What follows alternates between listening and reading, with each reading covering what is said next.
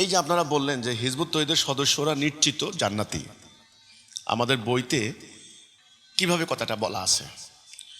Hizb ut তৌহিদে যারা সত্যিকারভাবে এসেছো তাদের জন্য জান্নাত নিশ্চিত। এখানেও যেন কারো কোনো মনে সন্দেহ না থাকে, সে নিশ্চিত জান্নাতি।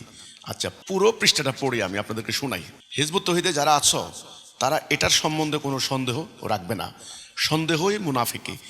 100%-এর ভিতর যার মনে 5% সন্দেহ থাকবে সে 5% মুনাফিক, যার 10% সন্দেহ আছে সে 10% মুনাফিক। সন্দেহই মুনাফিকি। আল্লাহ কোরআনে বলেছেন যাদের অন্তরে ব্যাধি আছে অর্থাৎ অসুখ, এই অসুখ বলতে আল্লাহ বোঝাচ্ছেন এই মুনাফিকি। যেই ঘটনা 2 ফেব্রুয়ারি 8 তারিখে হয়ে গেছে, তোমরা এর মধ্যে বিন্দুমাত্র সন্দেহ রাখবে না। বিন্দুমাত্র না। কি সন্দেহ রাখবে না? 3টা জিনিস, যে এটা মানুষের দ্বারা সম্ভব নয়, এই ঘটনা আসলেই ঘটেছে, যার সাক্ষী 295 জন প্রাপ্তবয়স্ক মানুষ। এই ঘটনাগুলো ঘটেছে, এটা মুজিজা অর্থাৎ আয়াত। এই হলো পূর্ণাঙ্গ বক্তব্য। তাহলে সেটা কি?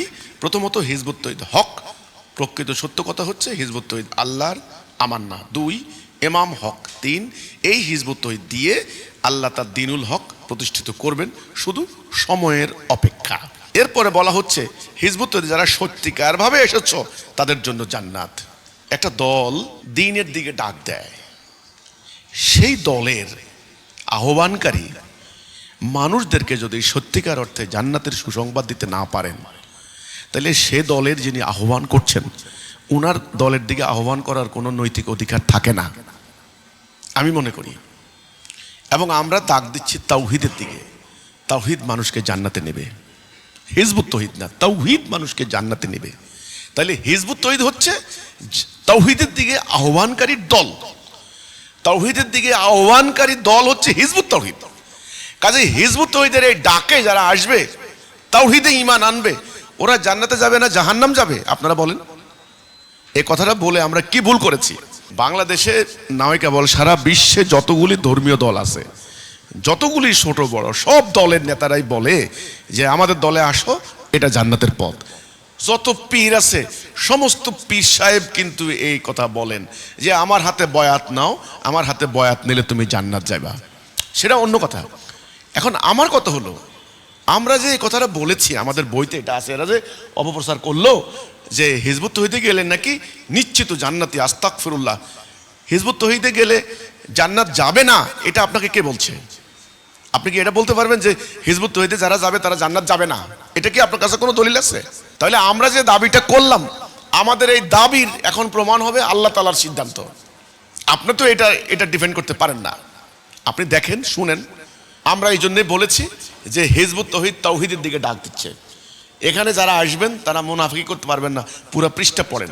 পুরো পৃষ্ঠা পড়লে আপনি বুঝবেন যে কোনো দলে যোগ দিতে হইলে সেখানে ভিতরে সন্দেহ থাকলে কিন্তু এই দল করা যায় না, ওই দলের সাফল্য আসে না, দ্বীনের কোনো সফলতা আসে না।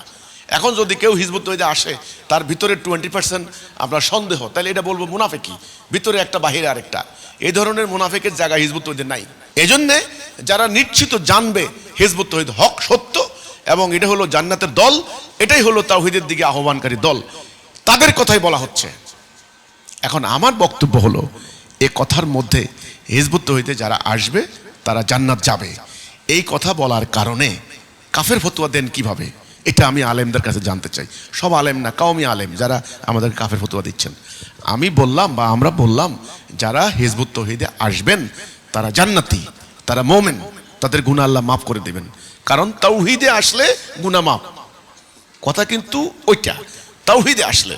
এখন এই কথা বলার কারণে আমাদের কিভাবে আমরা কাফের হই এটা আমি জানতে চাই। কাজে আমরা ভুল বলি নেই, মিথ্যা অপপ্রচার করে কোনো লাভ হবে না। আমরা যেটা বলেছি সত্য কথা বলেছি।